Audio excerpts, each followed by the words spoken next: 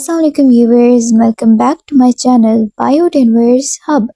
Today in the playlist of Oral and Maxillofacial Surgery, we will be discussing out the ameloblastoma.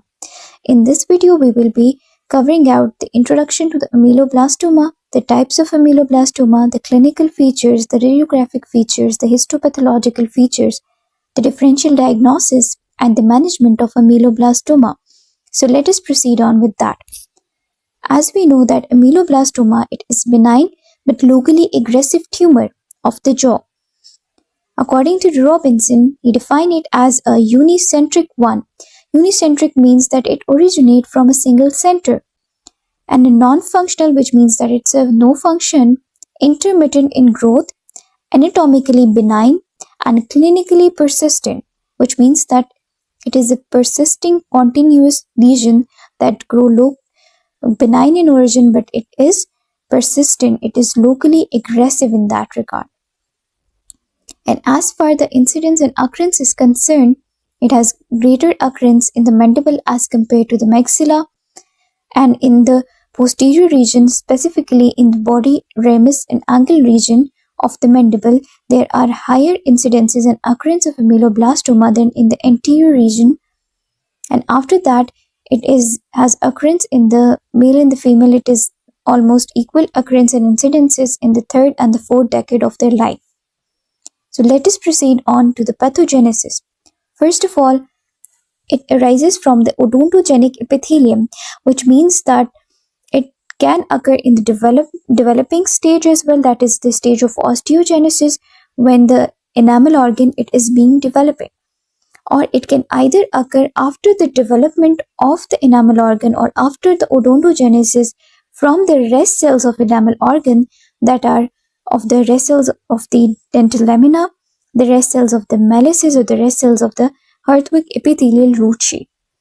So this was the pathogenesis, and it can also form from the epithelium of any other cyst. So let us now proceed on to the types. So there are basically two broader categories or two broader types of the ameloblastoma, that is the central and the peripheral types.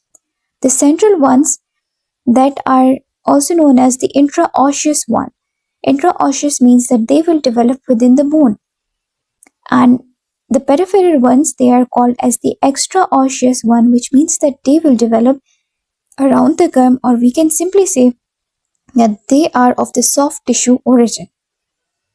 In the central ameloblastoma, we have further two subcategories of the multicystic ones, which means that we can see in the diagram as well that there will be some loculi which will give it appearance of a multicystic one. In it, we can have the solid one and the conventional one. The other subcategory of the central ameloblastoma is the unicystic one, which means that there will be no loculi or lamina present in it. The unicystic one, they are further categorized as the luminal one, which means that the epithelium will surround the hollow lumen only. The interior region of the hollow lumen will be present, and that will be surrounded by the epithelium.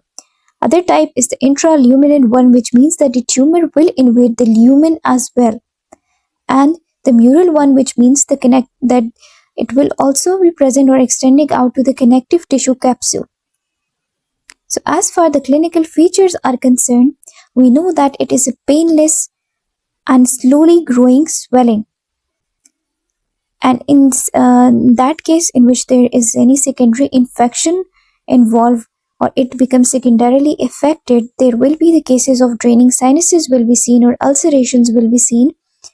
And in the case where it will be present it has been invaded in the maxillary region as well in the upper jaw, so the patient can also have the nasal obstruction or maxillary sinusitis. So these were some important clinical features of ameloblastoma.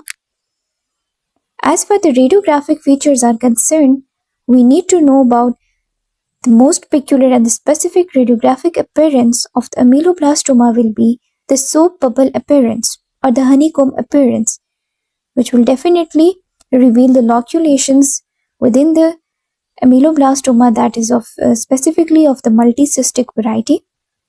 Another important point to remember and note it out here is that the ameloblastoma, it is basically a benign tumor, and in order to differentiate, or we can simply compare the tumor or cyst, we need to know two important points. A cyst will never cause the root resorption, it will just cause the root displacement.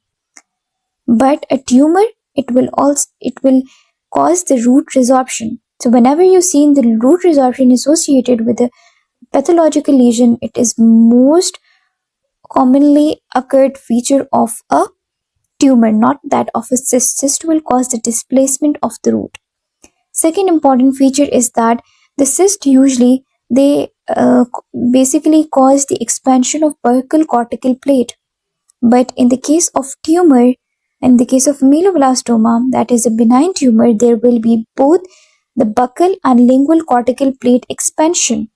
And expansion will be to such an extent that it will usually cause the perforation, and we will experience the axial crackling due to the thin cortical plate. After that, another important radiographic feature is that the border of that lesion of the ameloblastoma will appear as a scalloped, whereas the border of cysts are usually their smooth borders. So these were some important radiographic features. Now we will move on towards the histological types of ameloblastoma that will be basically revealed on the histopathological examination. So we have the 6 types, histological types, which are as follow. Number 1, follicular types. In the follicular type, we will have the island of epithelium. Epithelium, it will arrange in the island. In that island of epithelium, we will have a center in which there will be stellate reticulum-like cells, spindle-shaped cells, and surrounding that center will be tall columnar cells having the basal nuclei. The second important type is the plexiform type. Plexiform types will have the sheets of epithelium. In the follicular type, we have the islands that were basically in the circle form, but in the plexiform form, we will have the sheets of epithelium. And another differentiating feature will be that the spindle or stellate reticulum-like cells will be less in the plexiform type as compared to the follicular type. So these were 2 important histological types. Other include the granular cell ameloblastoma. Number 4 type is the acanthomatous ameloblastoma. Number 5th, it is the desmoplastic ameloblastoma. It is desmoplastic one. It has a tendency to involve the anterior border of the mandible. So it basically resembles fibro-osseous lesions more. And the 6th type is the basal cell ameloblastoma. So these were some important histological types of ameloblastoma. Now we will move on towards the differential diagnosis of ameloblastoma. Remember that the definitive diagnosis can only be, you can get it through the histopathological examination. Through the clinical features and even radiographic features, you can enlist some differentials and then you will rule out from them. And the exact or definitive diagnostic will be given out by the histopathological reports.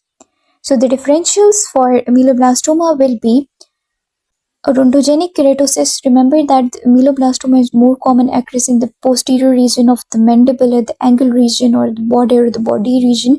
So in that region, we know that we have the OKC, we have the dentigerous cyst, odontogenic myxoma, and calcifying epithelial odontogenic tumor, or the fibro-osseous lesion. So these were some differential diagnoses. Most common location of ameloblastoma, again, you need to remember that it is at the posterior border of the mandible in the angle, ramus, and body region. Now we will move on towards the management of ameloblastoma. That is very much important. So you need to know that we have the 2 management strategies. First of all, the first one strategy is the conservative treatment, and the second one, it is the radical resection.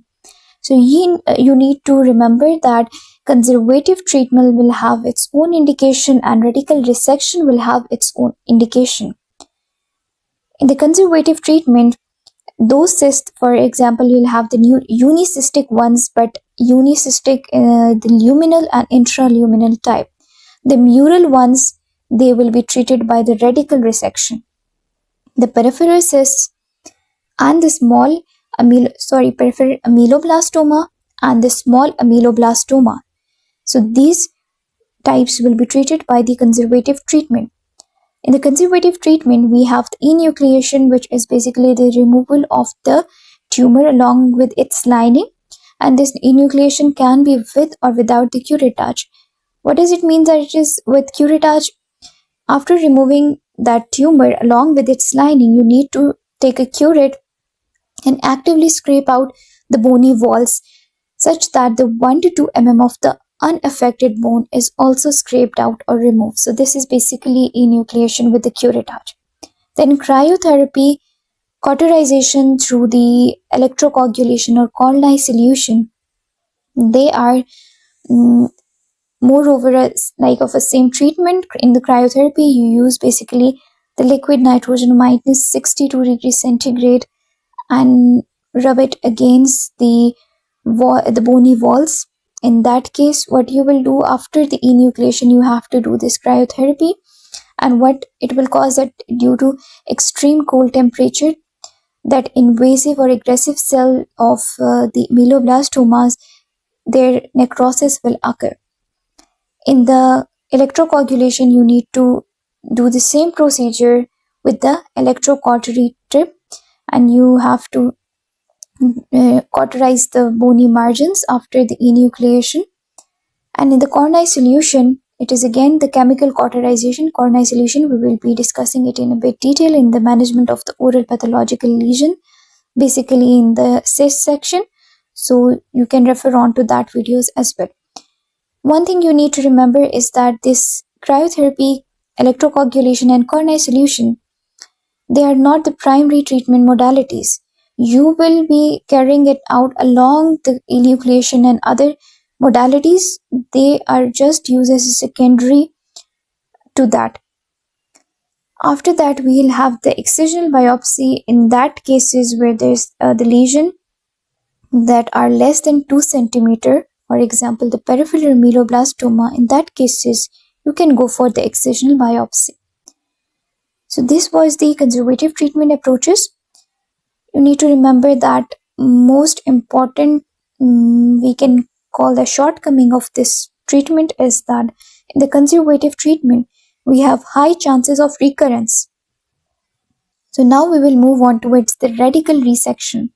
In the radical resection, first modality or treatment is the marginal resection or en bloc resection. So marginal and en bloc resection means that you will have ameloblastoma at the posterior region of the mandible.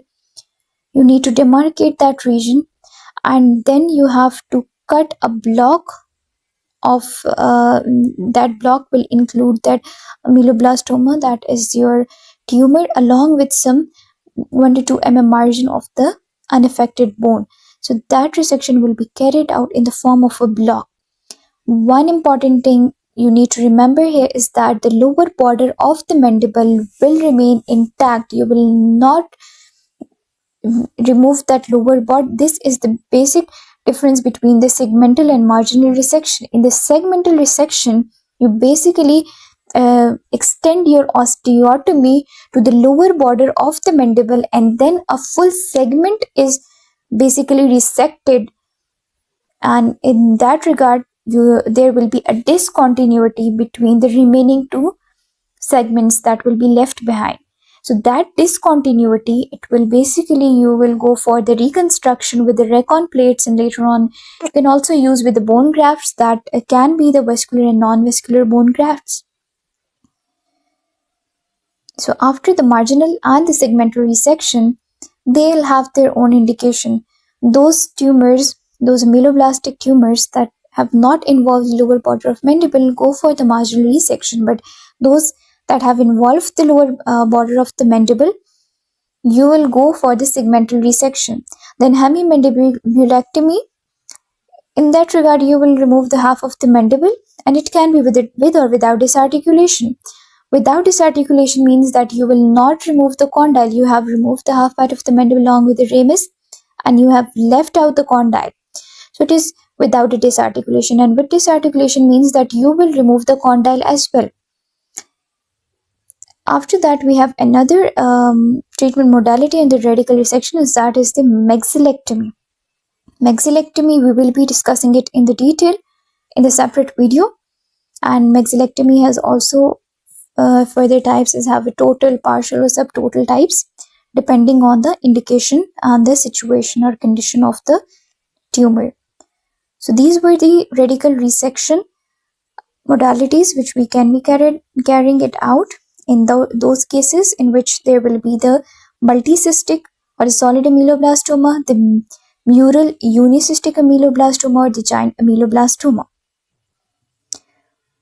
Another important thing you need to remember is that during all of these surgical approaches, you will be taking out involve the intraoral approach, that will be incision giving along the clavicular incision will be given along the clavicular borders of the tooth in the crevices, and you can also go for intraoral approach along with the lip split, which means that you will split the lip, and after the splitting you need to expose the border of the mandible, and it is basically intraoral approach with the lip split. Another approach, that is the extraoral one, or a submandibular approach, that is given 2 cm below and parallel to the lower border of the mandible. One important point to remember here is that in the radical resection, you need to remove 1 to 1.5 centimeter of the normal bone as well along with that tumor. So this was an important point you need to remember. So it was all about the ameloblastoma, its types, its clinical, radiographic and histopathological features, and at the end, the management of ameloblastoma. I hope this video will be helpful for you all. Don't forget to subscribe to my channel and also click on the bell icon so you will get notified about our future videos and updates. Thank you.